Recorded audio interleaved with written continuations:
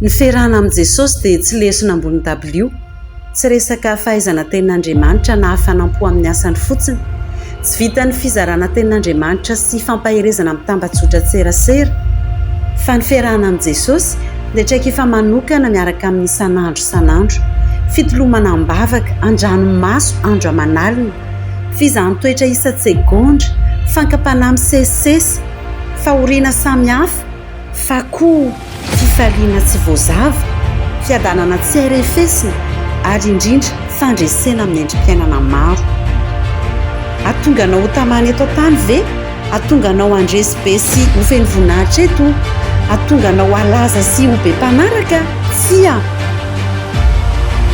Atonganao hitovy endrik'aminy?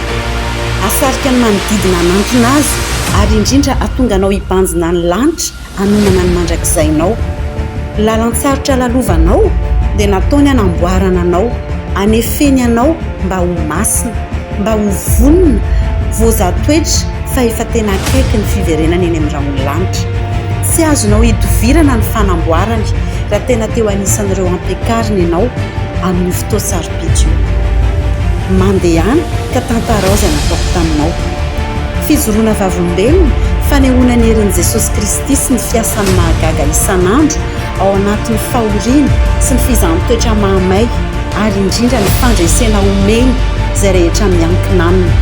Ho arahinao tsy ho ela ao amin'ny chaîne YouTube Kristianina Vie.